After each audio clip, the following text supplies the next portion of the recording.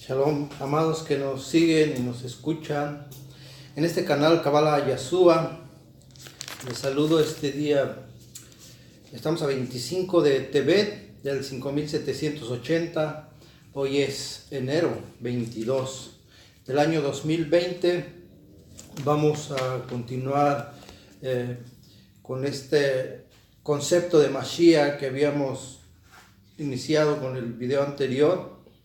Este concepto de Mashiach es muy prolongado porque tiene muchas correspondencias, es decir, hay que conectar ideas y sobre todo no son las ideas que surgen de una mente como la mía, sino que son conceptos de la Torá, son conceptos del Talmud, son conceptos del Midrash, son enseñanzas del Zohar a través de la Kabbalah que revelan la identidad de Mashiach. Yo lo quiero hacer, esta es una versión muy propia, pero basada en el conocimiento del pueblo hebreo. Por ejemplo, aquí tengo un Humash que nos da una genealogía, cuadros genealógicos acerca de cuándo nacieron los patriarcas y en qué año, sobre todo, en qué año nacieron, para poder entender. Es una tabulación, llamo yo, es una tabulación, a ver, lo pongo más de cerca, donde nos da una genealogía. En los evangelios, en el libro de Mateo, viene una genealogía de Yeshua. Vamos a entender esta genealogía con la del pueblo hebreo, es decir, con la genealogía desde Adán.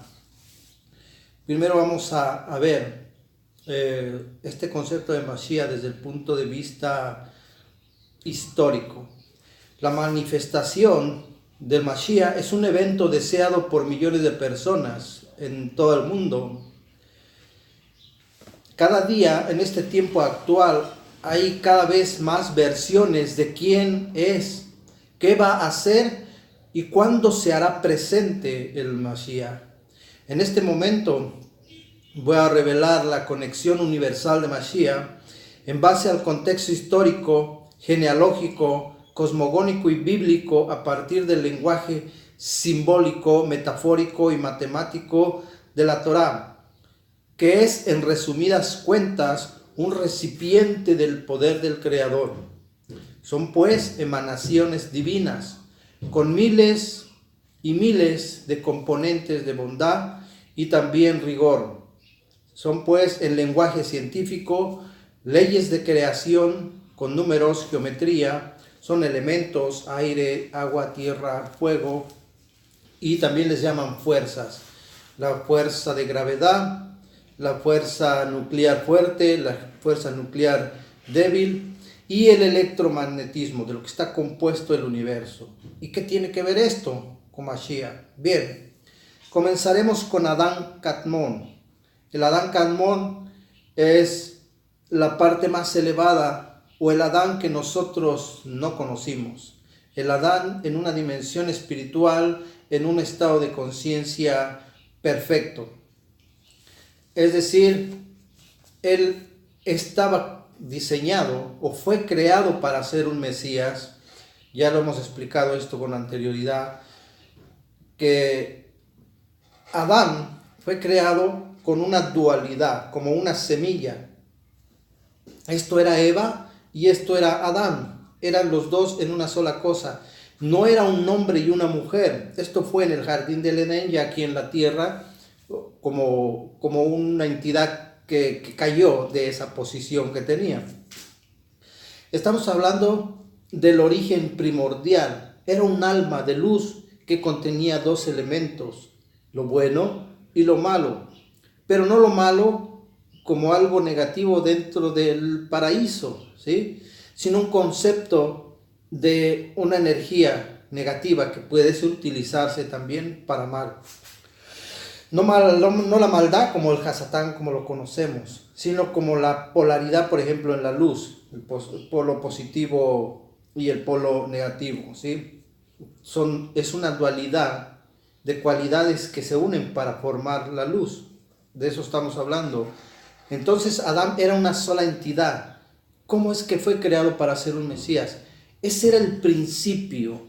El principio de Adán era lo bueno y lo malo unido. Es decir, no tenía ningún problema, no había un tercero todavía. Estaban unidas ambas cosas.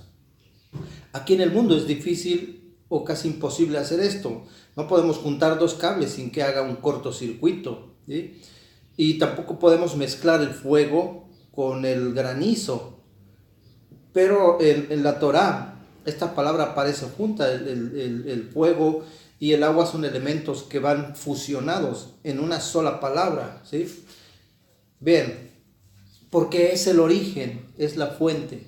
Entonces, como Adán fue creado como una semilla, esta semilla iba a ser un Adán, tenía que abrirse, tenía que expandirse, tenía que germinar, tenía que crecer y florecer con entendimiento, con las virtudes del Eterno, con la gracia, con el amor, con la bondad, con conocimiento, con sabiduría, hasta que tuviera el entendimiento de todo el universo.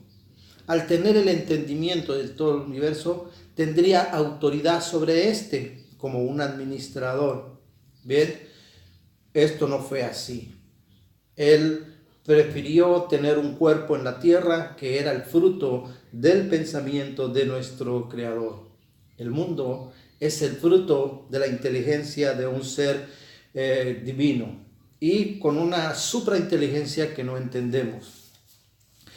De tal manera entonces que Adán era un alma en forma de semilla creada para ser un Mesías.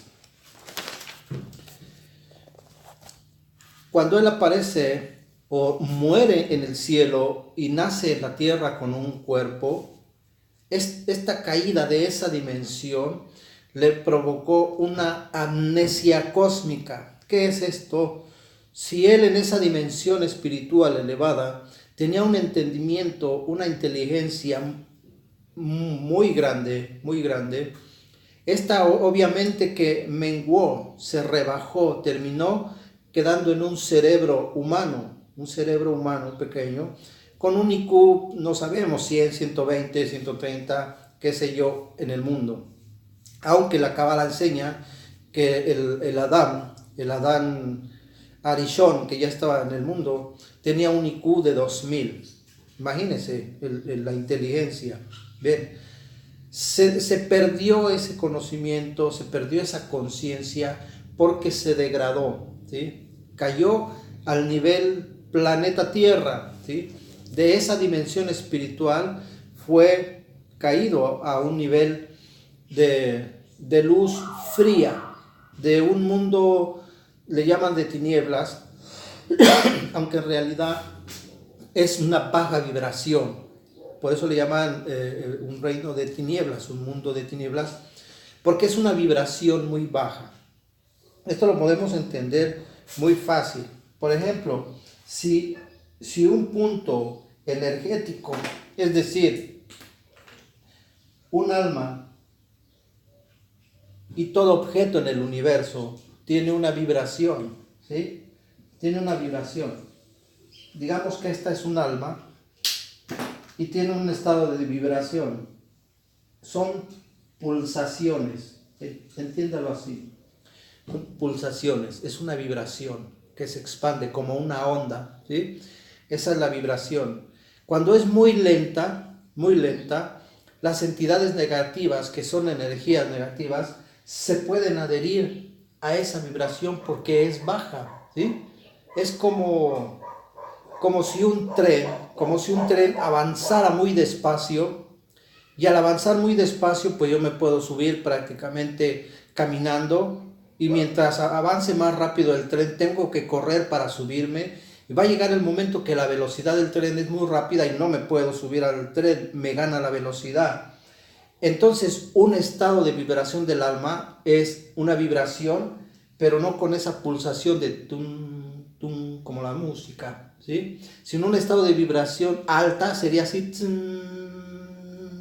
una sola luz, con una frecuencia muy junta, ¿sí? Sería así una frecuencia muy unida.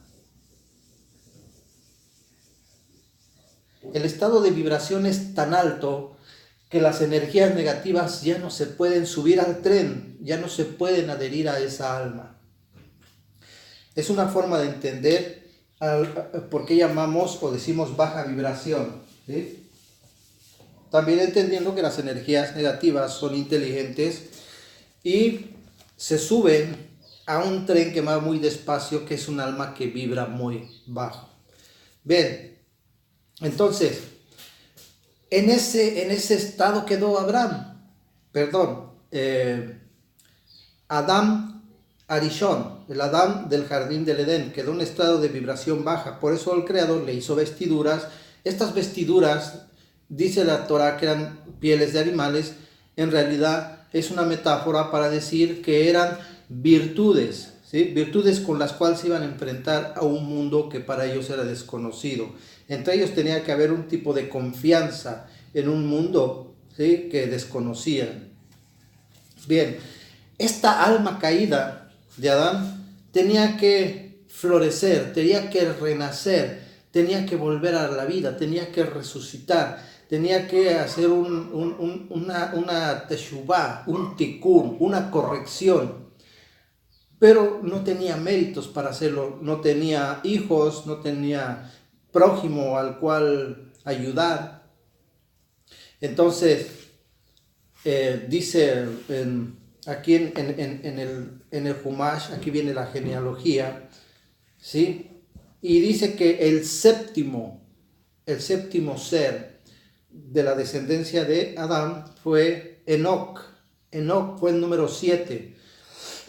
Cuando habla del número 7, siempre entendemos no como un número, no porque hayan sido 7 generaciones de 70 años o algo así. El número 7 es un indicativo de perfección del tiempo del Creador. Es el tiempo de Dios.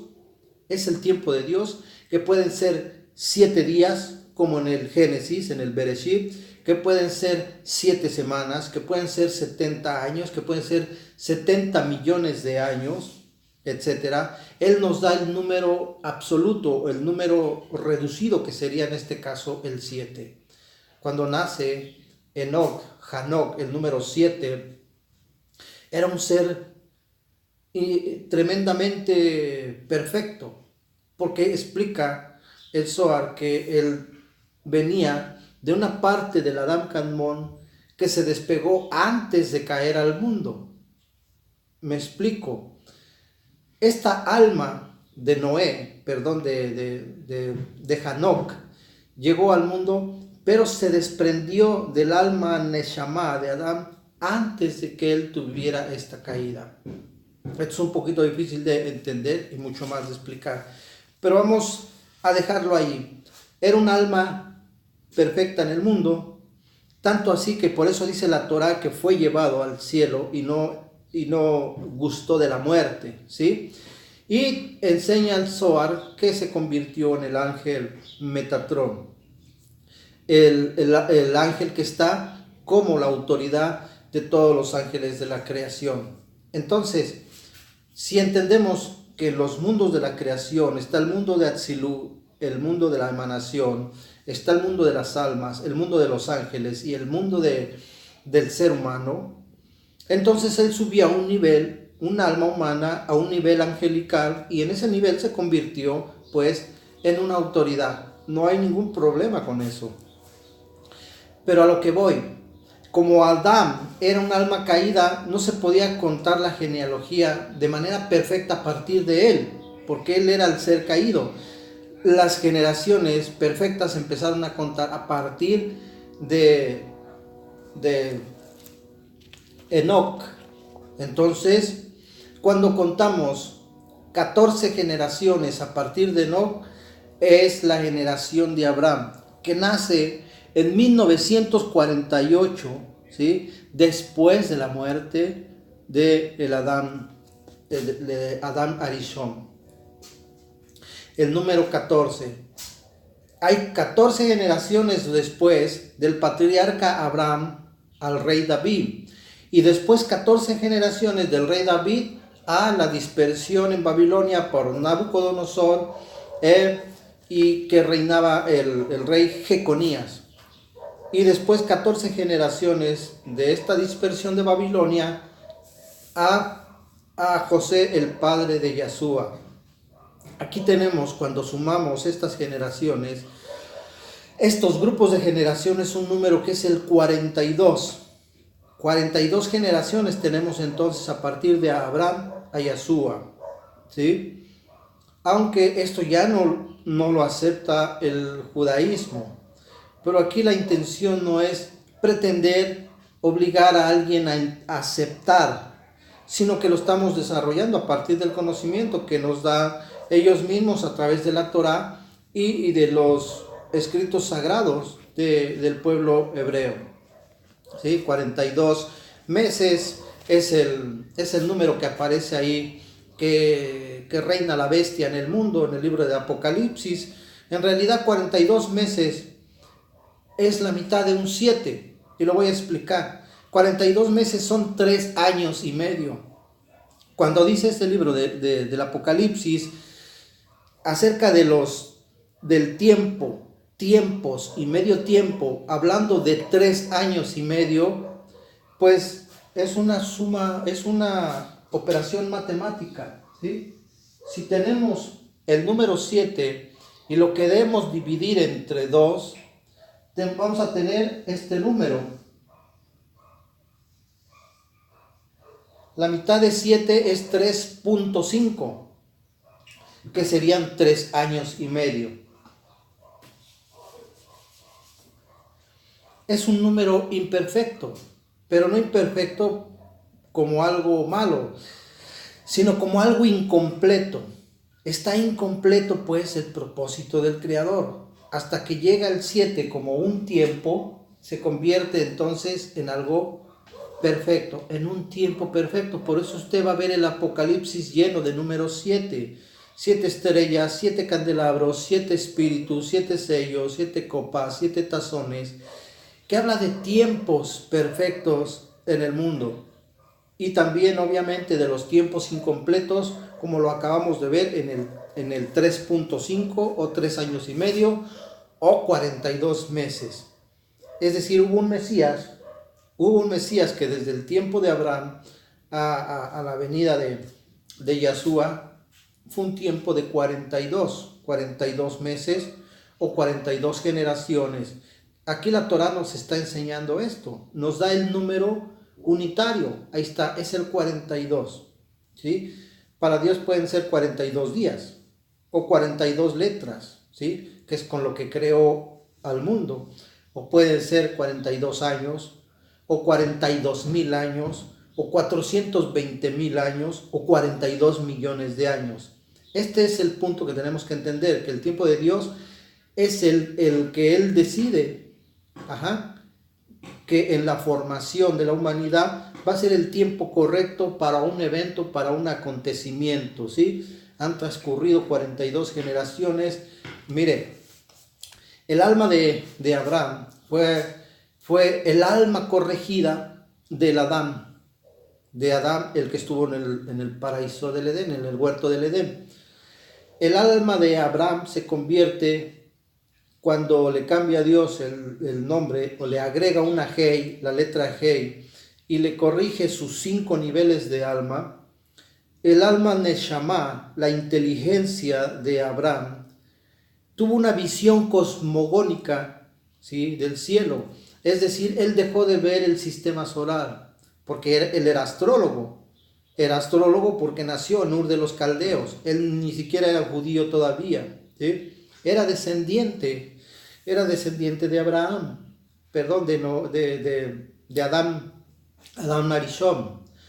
Entonces, todavía no era judío, todavía no existía este concepto. Pero cuando esa inteligencia se conecta con el Creador y dice, aquí están los planetas, el Sol, la Luna y los planetas, pero creo que hay algo arriba de su mente, su inteligencia, su visión cosmogónica del cielo, lo llevó a cabalgar sobre los astros, ¿sí? Ahí conoció al Creador y se dio cuenta que había algo superior que dominaba sobre el sistema astral, que era lo que dominaba sobre la cultura egipcia y el tiempo de Abraham en su momento. Este cabalgar de la mente intelectual del patriarca Abraham lo hizo acreedor a ser llamado amigo de Dios. Fíjense qué cosa, ¿sí? ¿Cuándo fue llamado amigo de Dios Abraham? Cuando conectó en su alma intelectual con el Creador y se dio cuenta que había algo más que estrellas y astrología. ¿Sí? Y se convierte pues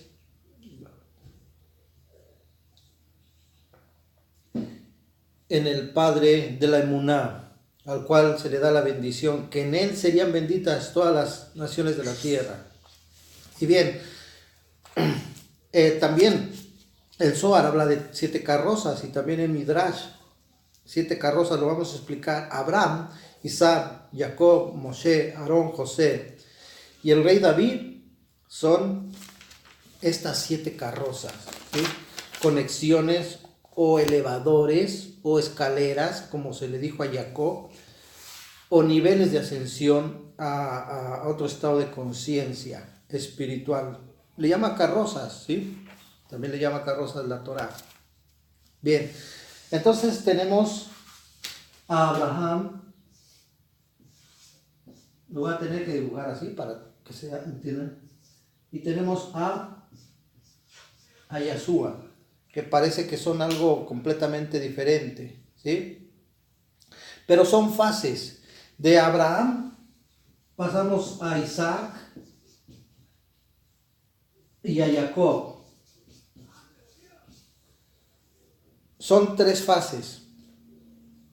Estas fases entiéndalo como lo consecutivo, ¿sí? Es una generación consecutiva. Abraham engendra a Isaac y después a Jacob. Cuando llega a Jacob, Jacob tiene una descendencia que nos insinúa expansión. Cuando habla de 12, cuando tiene 12 hijos, José, el soñador, para que lo pueda entender la gente, Joseph, el que fue segundo en Egipto, el alma de Joseph crea el fundamento de Yesod y en un sistema astral corrige el sistema astral y ubica, es decir, él también corrigió el alma de sus hermanos, ¿sí? Recuerden que sus hermanos lo querían matar y lo arrojaron a un pozo y lo vendieron, lo maltrataron. El alma de Joseph corrige esas malas virtudes de los hermanos, que terminan arrepentidos, que terminan llorando y que terminan abrazando y besando a su hermano, el más pequeño de todos.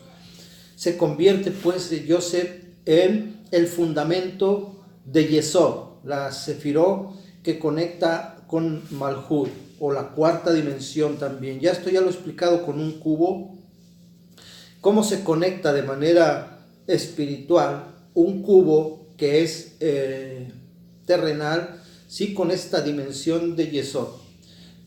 José corrige pues el alma de sus hermanos y corrige el sistema astral, y queda cada uno de los patriarcas queda ubicado en las 12 constelaciones, es decir, lo que Abraham tuvo una visión y pudo entender eso, después fue corregido por el alma de José. Primero hubo un entendimiento, una corrección en la Neshama, y después una corrección en el alma Rúa, ¿sí? En ese orden, ¿sí?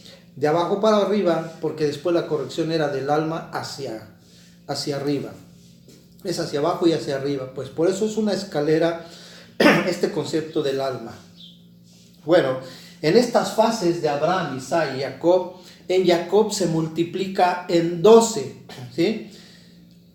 Esta es una explicación de cómo el Creador tiene un trato con el pueblo judío y tiene un trato con Yahshua, el Mesías, con el pueblo gentil. Tenemos que entender esto, ¿sí?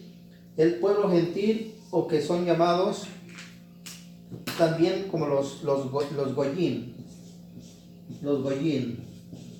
Espero que se entienda ahí. Son los goyín. Vemos cómo, entonces, los números, por eso dije que iba a haber matemáticas, porque aquí viene la expansión. Después se hablan de 12.000 de la tribu de Judá, 12.000 de la tribu de Dan, 12.000 de la tribu de Neftalí, que están completando ese círculo, ¿sí?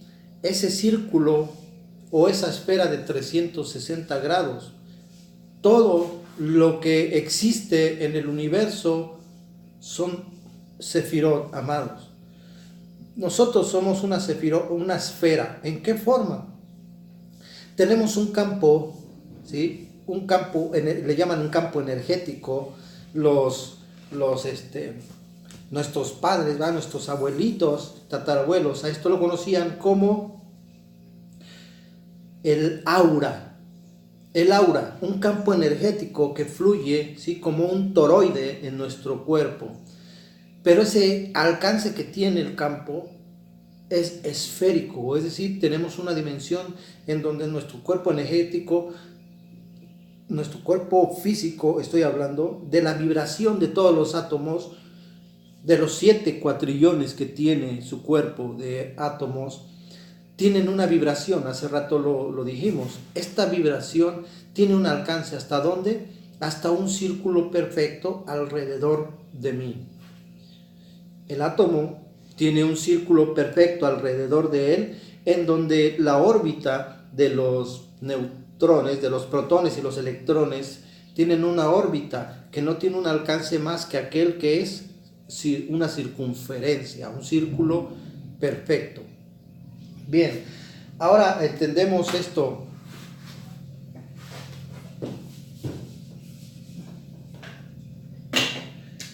Cuando se multiplica en 12, entonces fue un hombre el caído, un hombre el recuperado, Abraham. Después de un hombre es una familia, Abraham, Isaac y Jacob. Y después de una familia es un pueblo, el pueblo de Israel. Después del pueblo de Israel es una conciencia, es decir, es un país, ¿sí? Por eso le llaman la Jerusalén celestial, es un país. Pero ya tenemos aquí el concepto de expansión. ¿De dónde viene la expansión? ¿Sí? Cuando la gente dice que los judíos fueron castigados y los mandaron a otras partes del mundo y fueron dispersados, no es así, amado. La dispersión es expansión. En cada lugar que vaya usted del planeta hay rasgos. Si las hay en las culturas del Asia, de la India, rasgos del conocimiento, de la sabiduría de Enoc y de Abraham, imagínense en la actualidad. De hecho, se va a sorprender que en México, la ciudad de Monterrey, ¿sí? La ciudad de Monterrey, el estado de Monterrey, lo fundaron judíos y tienen una estructura de diseño en la forma de una estrella de David. El Gabán mexicano, ¿sí? Es una réplica del talit judío, las gorras que utilizan como los del béisbol, y es una réplica de la kipá. Ellos tenían que buscar la manera de seguir desarrollando y de seguir cumpliendo la misbot, aunque tuvieran que disfrazar el atuendo. Bueno, pues aquí es mal visto un talí, me pueden apedrear por usar un talí. Y bueno, pues lo convierto en un gabán, y ese es mi talí. En un lugar donde está prohibida la adoración al pueblo judío, y para que no me vean la kipá, pues utilizo una gorra, y la gorra representa a la kipá. Entonces, en todas las culturas de todo el mundo hay rasgos de la sabiduría hebrea, y México no es la excepción. El cabrito que se cocina en Monterrey, y usted le busca por ese lado. Entonces no es dispersión, es una expansión de la sabiduría y de la conciencia del pueblo hebreo dada por el Creador, que se iba a expandir en el mundo entero. Viene a partir de Abraham. Entonces tenemos ya la comunidad de Israel, ¿sí? El pueblo judío, pues, mucha gente en todo el mundo dispersados en Israel, pero son judíos, son judíos. Cuando viene Yeshua, ¿por qué aparece Yeshua? Él aparece porque el alma del judío estaba siendo rectificada con la Simchat Torah, con la alegría de la Torah. Era recuperada el alma de un pueblo hebreo que se iban a convertir en los hermanos mayores, ¿sí? Del pueblo gentil, de nosotros, los que vivimos en el continente occidental y otros lugares. Una conciencia de un adulto con una conciencia de un niño. Usted no trata igual a su hijo de 17 años como trata a su hijo de 3 añitos. No los trata igual. Los ama igual, pero no los trata igual. Ambos tienen una formación tanto intelectual como física. Entonces el padre tiene que tratar con los adultos, con los judíos, como esposa, así lo dice la Torá, y trata con el mundo gentil como la novia, es decir, con más delicadeza, porque no tenemos misbot, no teníamos Torá, no teníamos Talmud, Midrash, no tenemos nada. Entonces, ¿cómo los trata? Con pincitas, suavemente, con amor. ¿A quién manda? A un ser amoroso. Este ser amoroso, Yeshua, era el Zohar. Si ellos hubieran recibido a Yeshua, también él les hubiera enseñado los secretos del Zohar y ya no hubiera sido Rabbi Simón Bar Yochai. Hubiera sido Yeshua el que les hubiera enseñado la luz. Dijo, yo soy la luz del mundo. Pero como no lo entendieron, no lo recibieron, vieron a un ser humano, un carpintero o una persona pobre allí que no tenía gran cosa.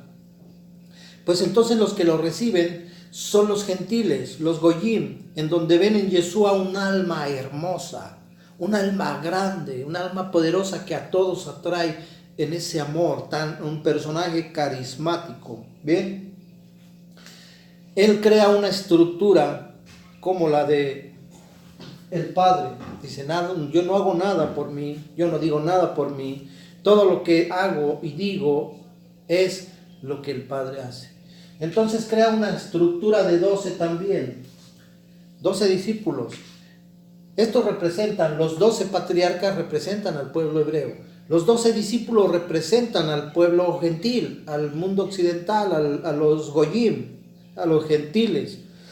Esta es la expansión de los 12. Aquí viene un problema, que lo hicieron religión, lo convirtieron en algo religioso.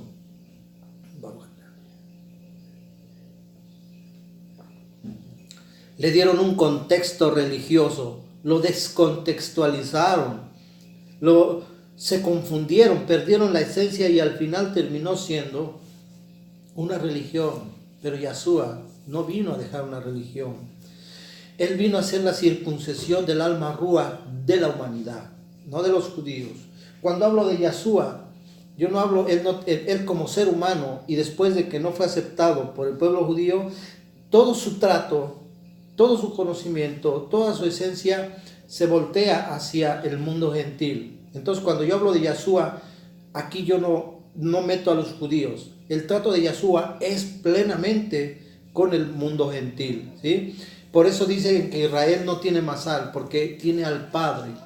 Ellos no están bajo ninguna influencia astral ni nada de ese tipo. Al pueblo hebreo los conserva, los cuida, los bendice y los guarda Hashem mismo, ¿sí? Mientras que nosotros sí tenemos que buscar los métodos, el amor del Creador, ¿sí? La presencia de Yeshua como un estado de conciencia dentro de nosotros. Bien, entonces los 12 discípulos crean pues una comunidad. Aquí están los gentiles que logran identificarse con el Mesías, creando pues dos grupos. Parece algo antagónico, ¿sí? Parece una extrapolación, parecen dos religiones diferentes, algo que no tiene que ver, pero no es así, amados.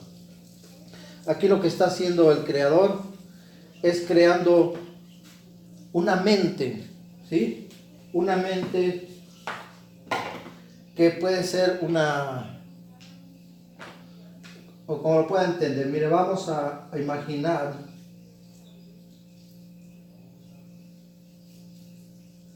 que estos dos grupos de personas, estamos hablando a nivel mundial, esto ya es la expansión de las generaciones de Abraham y la expansión de las generaciones de Yeshua, ¿sí? La generación que no pasará, aquella que tiene entendimiento, esa no pasará y prevalecerá para siempre, porque se va a adherir a la conciencia de los hermanos mayores. Y mire, tenemos dos grupos, dos estados de conciencia. Si esos dos estados de conciencia los viéramos como un cerebro, donde uno es el derecho y uno es el izquierdo, entonces tendríamos en la derecha al pueblo judío y tendríamos en la izquierda al pueblo gentil, ¿sí? Pero sí, vienen siendo una sola cosa, la estructura de un cerebro, ¿sí? Son dos estados de conciencia. Ustedes saben que incluso en el cerebro así funciona. El estar despierto es un estado de conciencia. El estar dormido es un estado alterado de conciencia. El estar relajado, con los ojos cerrados y contemplación, con pensamientos bonitos, es un estado alterado de conciencia. La meditación es un estado alterado de conciencia. No estamos hablando de algo esotérico, metafísico, incomprensible. Estamos hablando con términos científicos muy, muy básicos. Bien, entonces son dos estados de conciencia. No puede una religión que se pone bombas en el cuerpo y que mata a otros ser alguien que va a gobernar al mundo. Todo el mundo tiene que convertirse a nuestra religión porque es el Dios verdadero. Y lo hacen a punta de rifle, a punta de balas, a punta de matar a su prójimo. ¿A dónde llevaría una religión así? Terminaría, si todo el mundo fuera de esa religión, terminarían matándose de todos modos entre ellos. ¿Qué se necesita? Estados de conciencia. Esto trasciende, ¿sí? Porque entonces ya no necesitamos comunicarnos, sino que la conciencia se identifica, tiene una afinidad, rompe las barreras del idioma, ¿sí? Y esto es lo que conectaría al mundo. ¿Para qué? Para llegar a un ejad, a una unidad.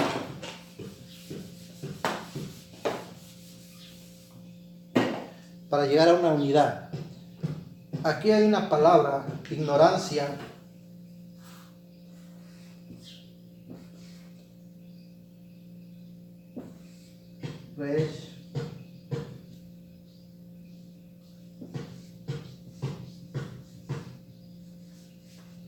Esta es la ta. Esta es la palabra ignorancia. Tiene un valor de 614. Se los voy a escribir rápidamente. Esta es la yed. Yed, mem, baf, resh. Esta palabra tiene un valor de 254. Lo pongo así. Es que ya no se ve muy bien el marcador, me va a disculpar. Es la palabra ignorancia, tiene un valor gemátrico de 614. La palabra burro, tiene un valor de 254. Pero ¿por qué burro en este momento? Ustedes saben que hay una historia donde dicen que Yeshua entró a Jerusalén, le llaman la entrada triunfal, en un jumento, en un burrito. ¿Por qué en un burrito? ¿Sí? Desgraciadamente el burro es el sinónimo de la ignorancia, ¿sí? Y aquí tenemos la palabra ignorancia. Tiene un valor de 614. Pero fíjense lo que vamos a hacer. Cuando a la ignorancia le quitamos lo burro, es decir, lo hacemos inteligente, le quitamos 254, se convierte en 360. 360. ¿Qué es 360? Es un círculo de lo que hemos estado hablando, un círculo perfecto. En la música todo empieza a partir de una redonda, un círculo. Ahí entra el tiempo, el espacio y los sonidos, etc. Los que saben de música entienden esto perfectamente. La unidad es un círculo, todo lo tiene, todo lo abarca, no le falta, no le sobra. El círculo es un ejad, una totalidad, una plenitud. Por eso vimos que dos estados de conciencia tienen la intención de llevar a la humanidad a una unidad, a un ejad, ¿sí? ¿Cómo funciona? Nuestro cerebro izquierdo controla la parte derecha de nuestro cuerpo, nuestro hemisferio derecho controla la parte izquierda, es decir, como si fuera una X, ¿sí? Pero no es una X, amado, es una Aleph, ¿sí? No se alcanzan a ver muy bien las letras, pero entienda mis palabras. Entonces, vemos cómo al burro, ¿sí? Le quitamos lo burro y le quitamos la ignorancia. A la ignorancia le quitamos lo burro, es decir, la inteligencia. Resulta que tenemos una unidad, un círculo perfecto. Esta es la gematría hebrea, ¿sí? Que nos está ayudando a entender hacia dónde nos llevan estos dos conceptos que al parecer están separados. No están separados, amados, ¿sí? La Torah es una hilación de pensamiento de principio a fin, ¿sí? Ahora, termino diciendo que las 12 tribus de Israel son dirigidas por el creador del universo, por el Yud-Heh-Vah-Heh, ¿sí? Y enseña a la Kabbalah que cuando se une con Adonai, ¿sí? Se activa Tiferet, que son los milagros en el mundo. Entonces tenemos que los 12 discípulos de Yahshua eran dirigidos por el maestro, por Yahshua, que para nosotros es Melech HaMashiach. Bien, entonces no tenemos 12, sino 13 con el que los dirige. En el grupo de Yahshua tenemos 12 y tenemos al número 13, que es Yahshua. Cuando unimos el mundo espiritual cosmogónico, que es 13, con el mundo físico, que es el pueblo gentil, tenemos otros 13. 13 y 13 son 26, el número del tetragramatón, el nombre sagrado de Dios. Esta estructura es la que ha diseñado el Creador. Yo no sé por qué hay tanto pleito con esto, pero amados, los dejo con estos conceptos porque vamos a seguir con este estudio de la presencia de Mashiach en el mundo, qué es, qué va a ser y de dónde sale. No es una revelación divina, no, es la hilación de pensamiento, es la fusión de conceptos, es producto del estudio, es la enseñanza del conocimiento hebreo lo que nos está dando esto. Los dejo con esta idea, con este concepto, que el Eterno les bendiga y les guarde.